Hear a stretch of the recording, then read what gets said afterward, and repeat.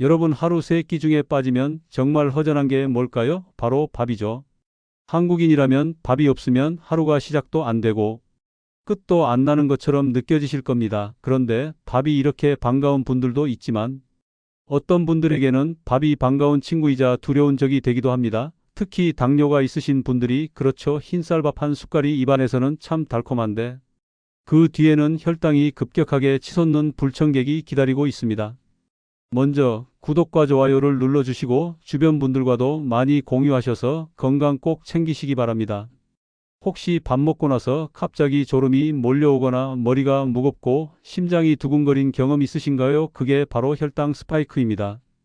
이 혈당 스파이크가 무서운 건 잠깐 나타났다 사라지는 현상 같아 보여도 우리 몸속에서는 혈관과 장기에 상처를 내고 염증을 만들며 장기적으로는 심장병이나 뇌졸중 같은 큰 질병의 씨앗이 된다는 점이죠.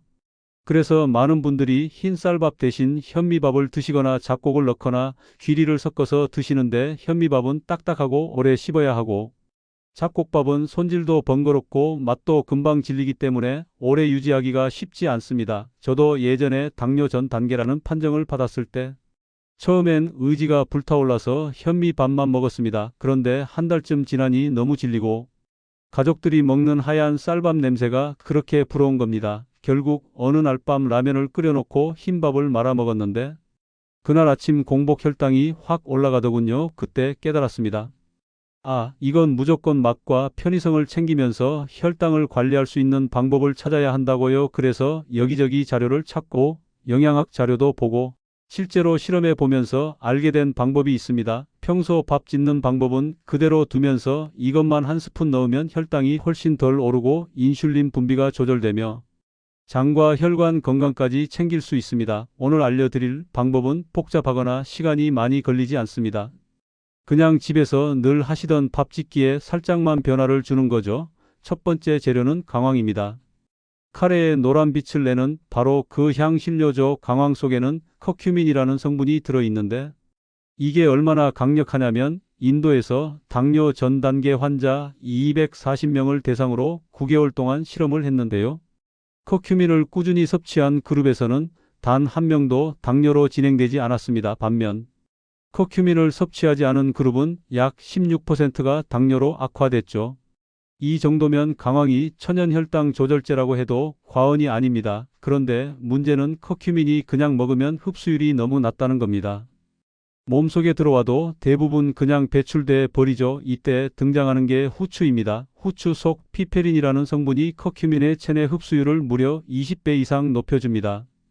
이 조합은 말 그대로 밥 위에 황금 같은 조합입니다. 사용 방법은 간단합니다. 쌀 한 컵당 강황 티스푼 반에서 한 스푼, 후추는 그 양의 3분의 1 정도 넣으시면 됩니다. 맛이 카레밥처럼 변하지 않을까 걱정되신다고요? 양을 맞춰 넣으면 색은 은은하게 노랗지만 맛은 거의 변하지 않고 오히려 고소함이 느껴집니다. 제가 아는 60대 지인 한 분은 이 방법으로 아침 공복 혈당이 130대에서 100 초반으로 떨어졌고 식후 혈당도 확연히 안정됐습니다. 두 번째 재료는 좀 의외일 수 있습니다. 바로 소주입니다. 아니, 술이 건강에 좋다고 하느냐고요? 마시는 게 아니라 밥에 넣는 겁니다. 특히 현미밥을 할 때 효과가 큽니다. 현미에는 혈관과 심장을 지키는 폴리페놀이 풍부한데 껍질이 단단해 소화 흡수가 쉽지 않습니다. 소주 한 잔을 넣어 밥을 지으면 이 껍질이 부드러워져 씹기 편해지고 영양소 흡수도 좋아집니다. 알코올은 조리 과정에서 완전히 날아가니 술 냄새나 취기는 전혀 남지 않습니다.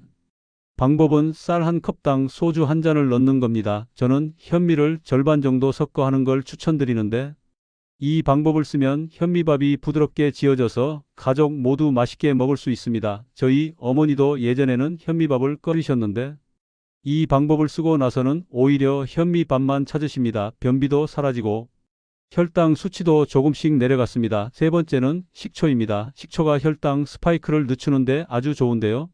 원리는 간단합니다. 식초 같은 강한 산이 들어가면 위에서 음식물이 머무는 시간이 길어집니다. 그러면 탄수화물이 급격히 포도당으로 변해 흡수되는 속도가 늦춰지죠. 그래서 밥을 지을 때 쌀을 불리는 단계에서 식초를 몇 방울 넣고 불린 뒤 깨끗하게 씻어서 밥을 하면 좋습니다.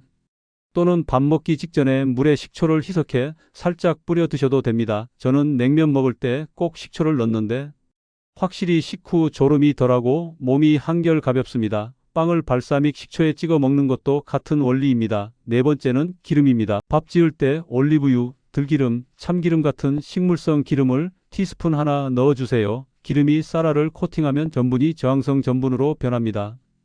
저항성 전분은 소화가 느려 포도당이 천천히 흡수되므로 혈당이 완만하게 오릅니다. 저는 특히 들기름을 추천하는데 고소한 향 덕분에 밥맛이 더 좋아지고 오메가3 지방산이 혈관 건강에도 좋습니다. 마지막으로는 찬밥입니다. 따뜻한 밥보다 한 번 식힌 밥이 혈당 관리에 훨씬 좋습니다. 밥이 식는 동안 전분 구조가 변해 저항성 전분이 생기는데 이 상태는 다시 데워도 유지됩니다. 단 처음부터 냉동하면 안 되고 실온에서 충분히 식힌 뒤 냉동해야 합니다. 제가 아는 한 분은 아예 한 번에 밥을 많이 해서 실온에 식힌 다음 소분해 냉동하고 필요할 때마다 데워 드시는데 식후 혈당이 전보다 20에서 30 정도 낮게 나옵니다. 이렇게 강황후추, 소주, 식초, 기름, 찬밥 습관 이 5가지만 기억해도 밥 먹은 후 혈당이 치솟는 속도와 폭을 눈에 띄게 줄일 수 있습니다.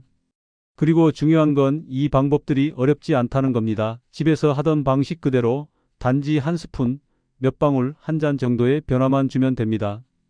오늘 저녁부터 바로 실천해 보세요. 몇 주만 해보셔도 혈당 수치가 달라지는 걸 느끼실 수 있을 겁니다. 주변에 당뇨 때문에 밥을 줄이거나 포기하신 분이 있다면 꼭 알려주세요. 아마 감사 인사를 들으실 겁니다. 오늘 알려드린 방법, 여러분은 5가지 중 무엇부터 해보실 건가요? 강황후추, 소주, 식초, 기름, 찬밥 중에서 오늘 당장 시도할 수 있는 걸 하나 골라서 밥 지으실 때 바로 써보세요. 여러분의 혈관이, 장이, 그리고 내일의 혈당 수치가 분명히 달라질 겁니다.